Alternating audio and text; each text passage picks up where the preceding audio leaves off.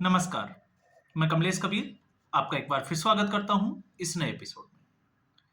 आज के इस एपिसोड में हम बात करने वाले हैं दिल्ली की।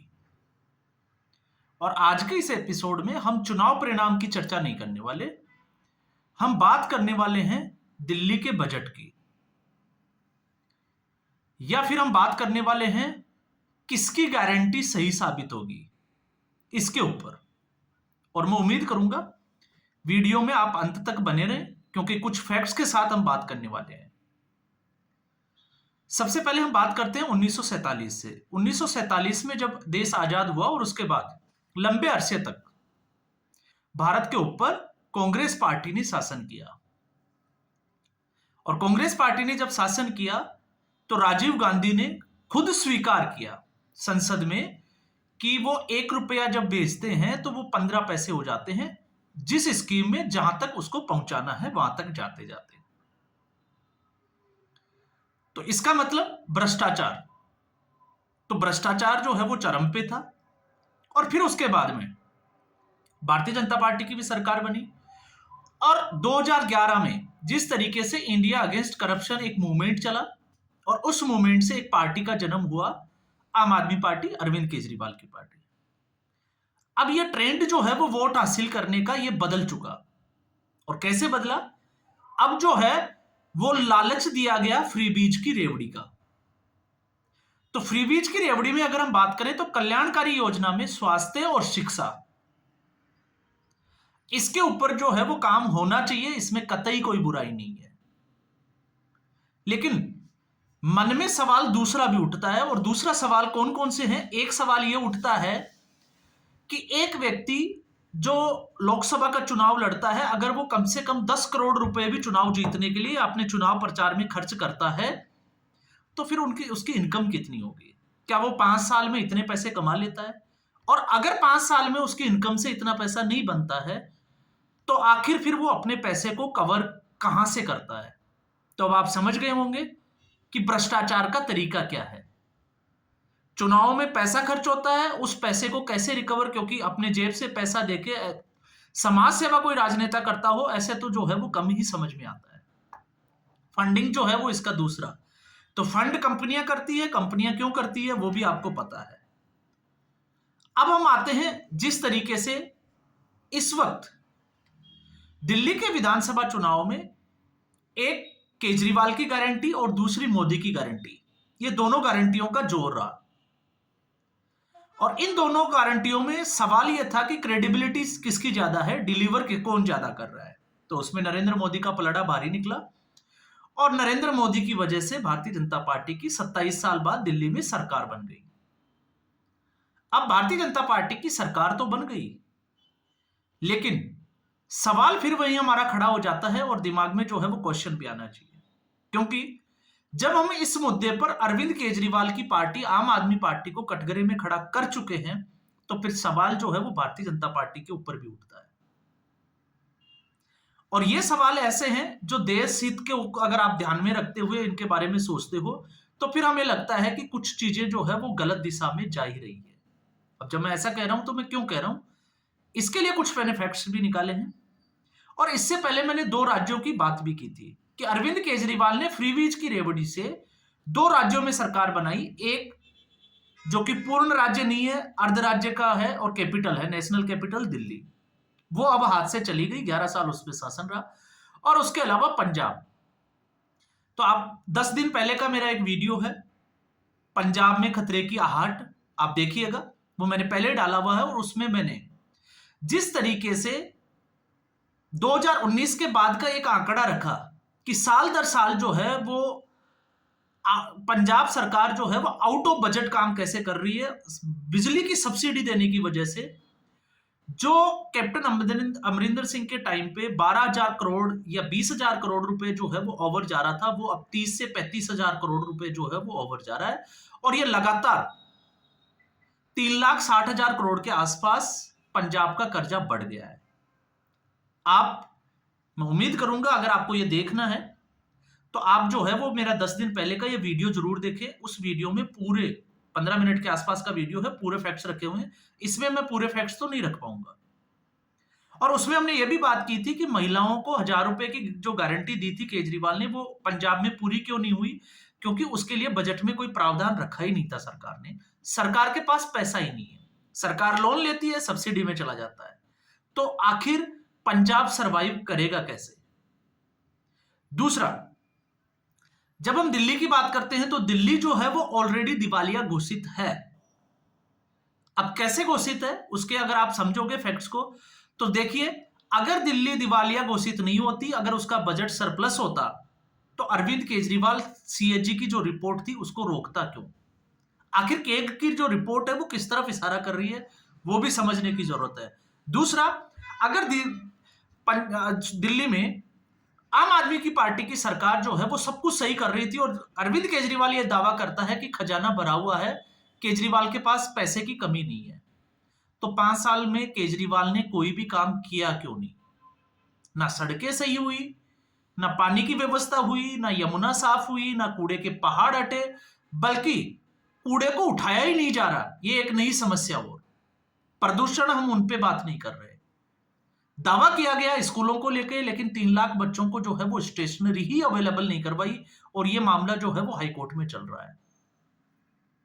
तो फिर हम आ जाते हैं मेन मुद्दे पे। तो जब हम दिल्ली की बात कर रहे थे तो हमने एक वीडियो में एक एनालिसिस किया था कि जो रेवेन्यू जनरेट हो रहा है दिल्ली का, वो सरकार लगभग जो है वो 65 करोड़ के हजार करोड़ के आसपास कर रही है। 64,000, 62,000, 65,000 करोड़ के आसपास जो है वो रेवेन्यू जनरेट कर रहे हैं। लेकिन दिल्ली का जो बजट है वो 70 से 72,000 करोड़ का है। अब जब केजरीवाल ये दावा करता है कि दिल्ली के पास जो है वो पैसे की कोई कमी नहीं है, तो फिर इमामों की सैलरी क्यों रोकी गई? अब जाके वो सैलरी डिलीवर की गई। इसके अलावा आतिशी मारलेना ने 10,000 करोड़ का जो बोरोवर्स जो एक रखा गया है दिल्ली के लिए केंद्र सरकार की तरफ से, उसमें 10,000 करोड़ की मांग क्यों की? जिसके ऊपर ऑब्जेक्शन उठाया वित्त सचिवालय के वित्त सचिव आशीष वर्मा ने कि इस वक्त जो है वो चुनावी माहौल है और पैसे का जो है वो ज्यादा खर्चे के अनुमान है नहीं, तो इससे बचना चाहिए, क्योंकि इससे बहुत सारा पैसा जो है वो ब्याज में चला जाता है। तो ऐसी स्थिति में आप 10,000 करोड़ का लोन लेते हो तो आप इसको एड ऑन कर सकते हो, इतनी आपके पास संभावना है। लेकिन फिर हमने बात की थी कि अगर अरविंद केजरीवाल महिलाओं को 2,100 रुपए देते हैं, 1,000 रुपए, हालांकि उसने अरविंद केजरीवाल ने दिए नहीं, तो 2,100 रुपए अगर देते हैं, तो ऐसे ही दिल्ली में अगर हम बात करें तो 70 से 75,000 महिलाएं हैं, तो बजट जो है वो 20,000 करोड़ ओवर हो जाता है। ये हमने अरविंद केजरीवाल की पार्टी आम आदमी पार्टी के ऊपर एलिगेशन लगाया था। तो जब हम आम आदमी पार्टी की बात करते हैं तो फिर भारतीय जनता पार्टी की भी बात होनी चाहिए। और क्यों होनी चाहिए? क्योंकि भारतीय जनता पार्टी ने अपनी जो गारंटी थी, मोदी की गारंटी थी संकल्प पत्र, उसमें यह कहा कि अरविंद केजरीवाल की जो योजनाएं हैं वो जैसी है वो वैसी की वैसी चलती रहेगी, लेकिन इससे भी हम कुछ ज्यादा देंगे। और जब हम ज्यादा देंगे तो टोटल जब हम करके देखते हैं तो अरविंद केजरीवाल का जो बजट 20 से 25,000 करोड़ ऊपर जा रहा था, वो भारतीय जनता पार्टी का जो बजट है उसमें लगभग 45,000 से 50,000 करोड़ के आसपास चला जाता है। तो फिर सवाल यह खड़ा होता है कि जब रेवेन्यू जनरेट ही नहीं हो रहा, और दूसरे राज्यों की स्थिति भी इंडिया में अगर आप देखोगे तो कोई खास अच्छी लग नहीं रही है। सब राज्य, चाहे वो भारतीय जनता पार्टी के हो चाहे कांग्रेस के हो, सब राज्य ये कह रहे हैं कि पैसे की कमी है। तो आप सोच सकते हैं अब इस समस्या से किस तरीके से निजात पाया जाएगा। हालांकि हम चाहेंगे कि मोदी की गारंटी है वो इसको डिलीवर कर पाए, वरना लोग जो है वो अंगुली उठाना स्टार्ट कर देंगे कि मोदी की गारंटी भी फेल हो गई। और इसीलिए आर्थिक तंत्र का जो ढांचा है सरकारों का, चाहे वो किसी भी राज्य की हो, वो गड़बड़ क्यों हो गया? वो गड़बड़ जो है वो इसलिए चल रहा है। और जब हम इसमें फैक्ट्स के साथ और अगर हम बात करें, जैसे भारतीय जनता पार्टी ने कहा कि हम महिलाओं को जो है वो 2,500 रुपए देंगे, तो मैं ज्यादा नहीं, वही 70 से 75 लाख महिलाओं की अगर बात करें तो वही 20,000 करोड़ हम एक बार मान के चलते हैं, तो 20,000 करोड़ ओवर हुआ बजट।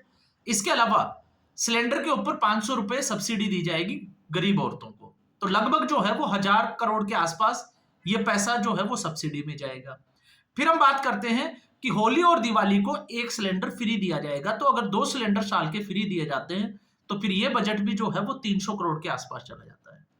इसके साथ में जो गर्भवती महिलाएं हैं जिनके बच्चे होते हैं, तो वहां पर 6 न्यूट्रिशंस का एक किट दिया जाएगा, जिसकी अगर हम बात करें, आप देखिएगा 21,000 रुपए घोषणा की है ये भारतीय जनता पार्टी की। तो इसका जो बजट है दोनों को मिला के 21,000 रुपए, और ये, और हर साल जो है वो बच्चे कितना पैदा होते हैं आप वो भी देख लीजिए। दिल्ली में लगभग 2.5 से 3 लाख से ऊपर इसका आंकड़ा जाता है। तो ऐसी स्थिति में 500 से 600 करोड़ रुपए जो है वो इसके ऊपर बजट में जाएगा। फिर आता है आयुष्मान भारत। इसका सीधे सीधे बोझ जो है अरविंद केजरीवाल लागू नहीं होने दे रहा था। तो अब आपको लग रहा होगा कि अरविंद केजरीवाल, जब केंद्र सरकार की योजना है तो अरविंद केजरीवाल इसमें टांग क्यों अड़ा रहे थे? तो उसमें यह था 60 और 40%, 60% जो है वो केंद्र सरकार और 40% जो है वो राज्य सरकार। और राज्य सरकार के पास पैसा ही नहीं है, तो क्यों नहीं केंद्र सरकार के ऊपर ठीकरा फोड़ दिया जाए, आयुष्मान जो भारत योजना थी उसको लागू ही नहीं होने दिया जाए। तो हजार करोड़ जो है वो इसका एक्स्ट्रा बोझ पड़ेगा। फिर उसके बाद में ओल्ड एज जो पेंशन थी, जिस तरीके से 3,000 रुपए की घोषणा की, तो अगर 13 से 15 लाख बुजुर्ग भी दिल्ली में मानते हैं, मिनिमम 15 लाख से ऊपर ही होंगे, लेकिन इसका आंकड़ा जो है वो भी 5,000 से 6 करोड़ का अतिरिक्त बोझ पे चला जाता है। और फिर उसके बाद में अटल कैंटीन योजना, जहां पर 5 रुपए जो है वो गरीबों को भोजन दिया जाएगा, और ऐसी स्थिति में दिल्ली में लगभग जो है वो 30 लाख के आसपास आबादी है गरीबों की, तो इसका भी बोझ पड़ेगा 5,000 करोड़ रुपए। अब इसके अलावा स्कॉलरशिप की, ऑटो वालों की, जो प्रीमियम की जो है वो इंश्योरेंस की बात की है, वो तमाम तरह की बातें जो है वो हम उनको अलग कर देते हैं। तो इस स्थिति में मोटा मोटा जो है वो 35,000 करोड़ से 40,000 करोड़ का अतिरिक्त बजट भारतीय जनता पार्टी की जो घोषणाएं हैं उससे नजर आ रहा है। तो फिर भारतीय जनता पार्टी इसको कवर कहां से करेगी? क्योंकि दिल्ली का बजट तो है ही नहीं, और ना दिल्ली का बजट जो है वो इसको अलाउ करता है। तो हम उसी स्थिति में आ जाते हैं कि आखिर भारतीय जनता पार्टी, क्योंकि अब बजट पेश होना है, तो इन योजनाओं के लिए क्या बजट में जो है वो कुछ लेकर आएगी? अगर वो बजट में लेकर आती है तो इसका मतलब भारतीय जनता पार्टी जो है वो इनके ऊपर काम कर रही है। अब फिर चाहे वो यमुना रिवर फ्रंट और कूड़े के पहाड़, हमने उसकी जो है वो इस पूरे बजट के इस एक एनालिसिस में हमने बात नहीं की। तो अब आप सोच के देखिए कि इस बार भी जो है, इस बार अगर हम देखें तो दिल्ली की जनता का, टैक्स पेयर का पैसा जो है वो सरकार ने अपनी, क्योंकि अरविंद केजरीवाल की राजनीति सिर्फ और सिर्फ 11 साल में आप देखोगे तो उन्होंने जो राजनीति सीखी वो ये थी कि वोट किस तरीके से हासिल किया जाए, बस इसके आसपास जो है वो राजनीति चल रही थी। काम के ऊपर अरविंद केजरीवाल ने ध्यान नहीं दिया, अरविंद केजरीवाल एक्सपोज हुआ, और आज स्थिति यह है कि अरविंद केजरीवाल की दिल्ली से सरकार चली गई, और पंजाब में जो है वो किस तरीके का हलचल चल रही है हम वीडियो में जो है वो बात कर चुके हैं। तो ऐसी स्थिति में अब आती है नरेंद्र मोदी की साख के ऊपर, और जब नरेंद्र मोदी की साख पे बात आती है तो फिर यह भी सवाल उठ जाता है कि क्या नरेंद्र मोदी इसको डिलीवर कर पाएंगे, क्योंकि 8 मार्च को महिलाओं को पहली किस्त देनी है। अब आप सोच के देखिए, इसलिए हर सरकार के ऊपर इस मामले में जो है वो सवाल उठाया जाना चाहिए। और जिस तरीके से हम बात करते हैं कि सुप्रीम कोर्ट जैसी संस्था को, क्योंकि जो अरविंद केजरीवाल ने शुरू किया था, अब इसमें जो है वो हम ये भी मानते हैं कि अरविंद केजरीवाल से अगर आप सत्ता में अगर आप हासिल करना चाहते हो या चुनाव लड़ना चाहते हो तो आपको अरविंद केजरीवाल की पिच पर ही जाना पड़ेगा। आपको भी रेवड़ी जो है वो, आपने कहावत सुनी होगी कि लोहे को लोहे काटता है, तो ये ठीक उसी के ऊपर सटीक बैठता है कि आप अगर अरविंद केजरीवाल से अच्छी घोषणाएं लेकर आते हो तो आप जीत जाओगे, नहीं तो आप जीत नहीं सकते। तो भारतीय जनता पार्टी अब जीत तो चुकी है, लेकिन अब नजर रहेगी कि भारतीय जनता पार्टी अपनी जो गारंटी है, मोदी की जो गारंटी है, उसको किस तरीके से पूरा करती है। तो अब आप समझ गए होंगे, क्योंकि फैक्ट्स पे बात करना और आंकड़ों पे बात करना ये अपने आप में जो है वो एक उसी तरीके से है। और मैं हमेशा कहता हूं कि जब भी आप किसी का भी वीडियो देखें, क्योंकि कुछ लोग एक तरफा बात करते हैं, नहीं, अगर आप आम आदमी पार्टी के ऊपर सवाल खड़े करते हो तो फिर ये सवाल उठता है भारतीय जनता पार्टी के। लेकिन भारतीय जनता पार्टी की सरकार अब बनी है, तो आने वाले 2 से 3 महीने में ये चीजें साफ होती चली जाएगी कि भारतीय जनता पार्टी अपने गारंटी कार्ड पे कितना काम कर रही है। लेकिन फिर भी ये सवाल जो है वो आप लोगों के दिमाग में होना चाहिए कि इस गारंटी को पूरा किस तरीके से किया जाएगा। तो आज के एपिसोड में बस इतना ही। उम्मीद करूंगा वीडियो एपिसोड आपको पसंद आया होगा। वीडियो को लाइक करें, शेयर करें, चैनल जरूर सब्सक्राइब करें। धन्यवाद।